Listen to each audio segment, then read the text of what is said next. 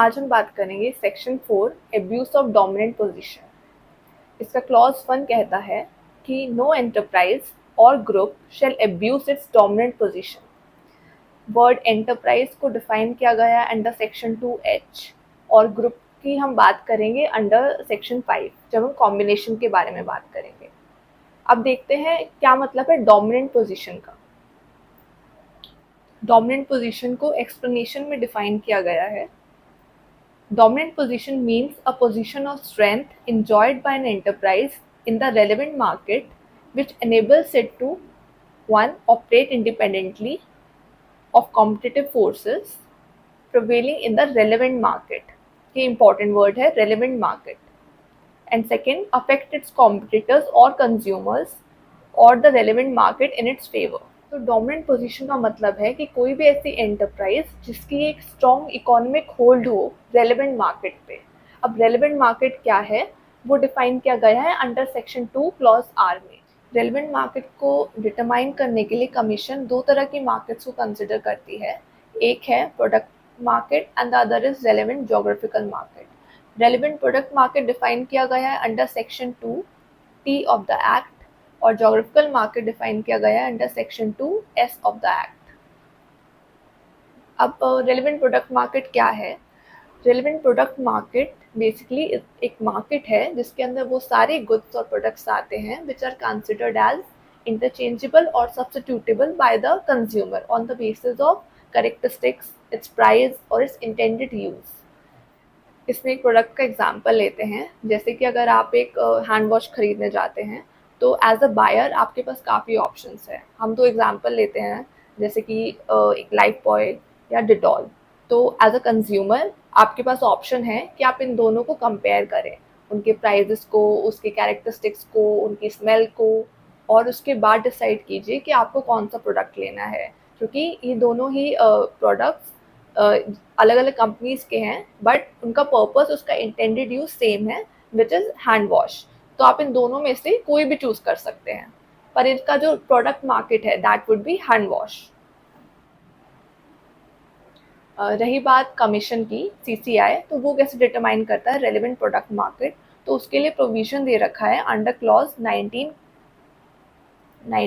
Clause 7। इसमें कुछ factors दिए गए हैं जिसके बेसिस पे कमीशन डिटरमाइन करता है कि क्या होगी रेलेवेंट प्रोडक्ट मार्केट। अब हम देखते हैं रेलेवेंट जोग्राफिक मार्केट। ये डिफाइन किया गया है under section 2S। It means a market comprising the area in which the conditions of competition for supply of goods or provision of services or demand of goods or services are distinctly homogeneous and can be distinguished from the conditions prevailing in the neighboring areas. Distinctly homogeneous का मतलब है कि it comprises of products which cannot be distinguished from each other and have the same characteristics and qualities, while it can be distinguished from the conditions prevailing in the neighboring areas, and that is why it would be a relevant geographical market in comparison to other geographical markets. So now we have seen that to find the relevant market we have to see two things. One is the relevant product market and the other is the relevant geographic market. There is one more thing, जैसे हमने देखा कि to determine relevant product market, commission looks at some factors under 19 clause 7. Similarly, to find out relevant geographical market, there are some factors given under 19 clause 6. There are factors like national procurement policies, transport cost, and other regulatory barriers, etc. Now let's move on to section 4. So we were talking about what it means to have a dominant position in a relevant market. Traditionally देखा जाता था कि किस enterprise का market share ज़्यादा है, तो जिस भी एंटरप्राइज या ग्रुप का मार्केट शेयर ज़्यादा होता था उसी को ही हम डोमिनेंट मानते थे। लेकिन इसके अलावा भी और फैक्टर्स हैं जो कि कंसिडरेशन में लिए जाते हैं to find out who has a dominant position in the relevant market, और ये फैक्टर्स दिए गए हैं under section 19 clause 4 of the Competition Act. Let's see what are these factors. 19 clause 4. The Commission shall, while inquiring whether an enterprise enjoys a dominant position or not under section 4, have due regard to all or any of the following factors, namely market share of the enterprise, size and resources, size and importance of the competitors, economic power of the enterprise, vertical integration, dependence of consumers on the enterprise, monopoly or dominant position, whether acquired as a result of any statute or by virtue of being a government company or a public sector undertaking or otherwise, entry barriers, including barriers such as regulatory barriers, financial risk, high capacity cost of entry, etc., countervailing buying power. So this basically means the bargaining power of a buyer. So sometimes when there is some large buyer, they can dictate the terms of the trade.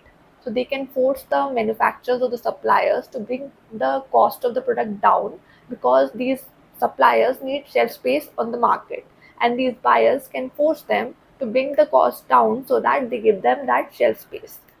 For example, Walmart. Walmart is one of the largest buyers who can bring down the cost of the products by its bargaining with the suppliers. Since it can easily alternate with different suppliers, so it can dictate the terms of the trade.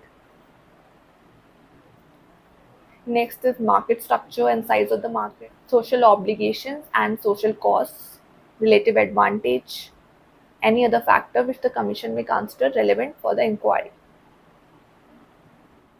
Coming back to section 4, as we can see under section 4 clause 1, it talks about abuse in dominant position. So we can infer from here that just to have a dominant position is not prohibited under this act, but to abuse its dominant position in the relevant market is prohibited. So to have a dominant position is not anti-competitive per se, but to abuse its dominant position is an anti-competitive practice. Now let's see what would be considered as abuse of a dominant position. Clause 2 में ऐसी 5 categories दी गई हैं जो कि dominant position का abuse करती हैं and are considered as anti competitive practices. इनमें से कुछ एक्सप्लॉयटेटिव है जैसे कि प्रेडेटरी प्राइसिंग, और कुछ एक्सक्लूशनरी है जैसे कि डिनाइल ऑफ मार्केट एक्सेस।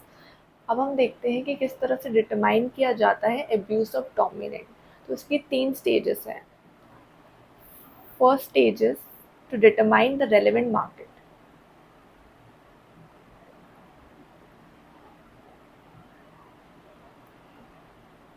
हमने भी देखा कि रेलेवेंट मार्केट डिटरमाइन करने के लिए हमें 2 तरह की मार्केट्स देखनी होती है, एक है relevant product market and the other is relevant geographical market. उसके बाद सेकंड स्टेज है to see dominance of the enterprise और group in the relevant market.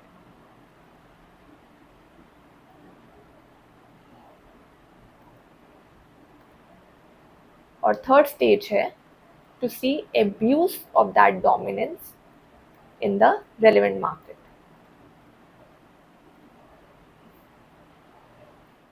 यहाँ पर ये समझना ज़रूरी है कि सिर्फ एक रेलेवेंट मार्केट में आपकी डोमिनेंट पोजीशन होना काफ़ी नहीं है, लेकिन जब आप उस डोमिनेंट पोजीशन का एब्यूज़ करते हैं तभी आप एक वॉयलेशन करते हैं अंडर द कॉम्पिटिशन एक्ट।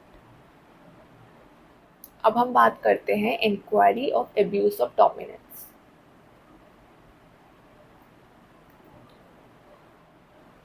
अगर प्राइमा फेसाई कमीशन को ऐसा लगता है कि there is an abuse of dominance by an enterprise और a group, then it can direct the Director General to carry on an investigation and furnish a report. And under 19 clause 4, there are various factors which are given which are used to determine the abuse of dominant position. Investigation के बाद जब director general अपनी report submit कर देता है और commission को लगता है कि हाँ एब्यूज हुआ है डोमिनेंट पोजीशन का, तो commission under section 27 can pass any of the orders, like it can ask the enterprise to discontinue its practices or to modify the agreement or any such penalty which it deems fit.